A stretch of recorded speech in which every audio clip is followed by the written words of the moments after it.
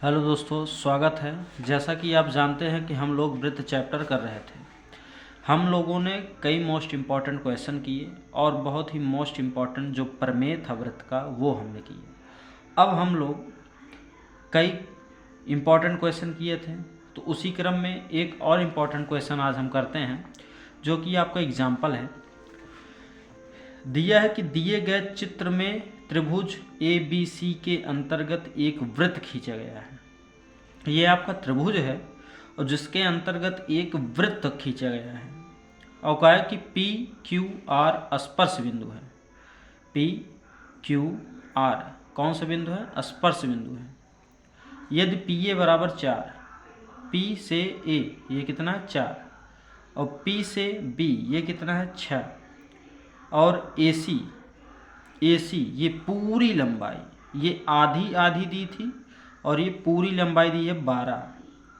तो क्या है? BC की माप ज्ञात कीजिए। किसकी माप? BC, अर्थात यहाँ से यहाँ तक की लंबाई हमें निकालना है।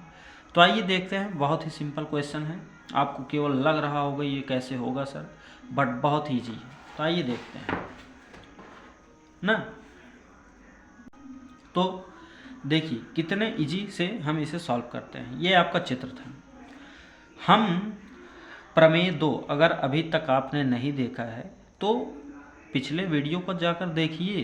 प्रमेय जो मैंने बताया है उसी प्रमेय के माध्यम से ये सॉल्व होगा। बहुत ही इजी क्वेश्चन। क्या है? बहुत इजी क्वेश्चन है। तो देखिए कैसे सॉल्व करेंगे। हल में लिखेंगे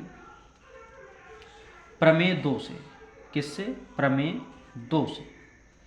प्रमेय 2 हमने क्या पढ़ा था? प्रमेय 2 हमने ये पढ़ा था कि जब भी कोई स्पर्श रेखा एक वृत्त को करती है, एक वृत्त को जब कोई स्पर्श रेखा छूकर जाती है तो उनकी जो लंबाइयाँ होती हैं आपस में बराबर, अर्थात AP जो होगा वो AR के बराबर होगा। क्या होगा?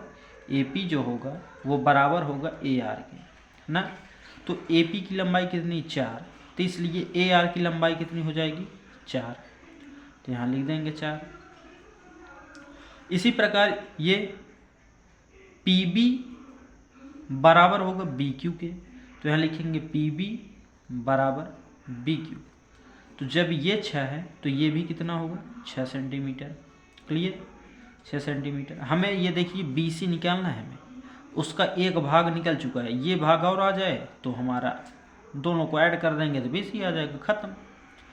इसी प्रकार ये 4 सेंटीमीटर हुआ और ये पूरी लंबाई कितनी है? 12। पूरी लंबाई 12, तो इसकी आधी हमें पता है 4 है, तो इसका जो आधा और बचा है वो कितना होगा? मतलब पूरी में से ये घटा देंगे, ये पूरे में से ये आधे को निकाल देंगे तो यही आधा बचेगा ना। ये पूरे में से ये आधे को काट के निकाल देंगे तो यही बचेगा ना। वही करना है। AC में से, ठीक, AC में से क्या करना है? माइनस कर देना। किसे? AR को। AR को AC में से किसे माइनस करना है? AR को। तो उससे हमें किसकी लंबाई पता चल जाएगी? CR की। ठीक, तो AC कितना है? 12, AR कितना है? 4, घटा देंगे कितना? 8। तो ये हो गया CR की लंबाई 8 सेंटीमीटर ना। और प्रमेय 2 के प्रयोग से जब ये 8 है तो ये भी 8 हो जाएगा ना। मतलब लिख देंगे कि RC बराबर है QR के ना। RC बराबर QC के। किसके बराबर है? QC। कितना सेंटीमीटर? 8 सेंटीमीटर। 8 सेंटीमीटर। ठीक, और जब ये दोनों बराबर हुआ तो देखो इसकी भी लंबाई पता चल गई, इसकी भी लंबाई पता चल गई। अब दोनों को ऐड कर देंगे तो BC की लंबाई आ जाएगी। तो BC बराबर हमें निकालना है, तो BC बराबर क्या होगा? BQ धन CQ। BQ का मान कितना है? 6, CQ का मान 8, दोनों मिलकर 14। तो यही 14 सेंटीमीटर आपको ज्ञात करना था BC की लंबाई। तो बताइए है कि नहीं? बहुत ईजी क्वेश्चन, केवल प्रमेय 2 का प्रयोग था ना। तो इसी के साथ मिलते हैं अपने फिर से एक नेक्स्ट मोस्ट इम्पॉर्टेंट क्वेश्चन के साथ। तब तक के लिए धन्यवाद।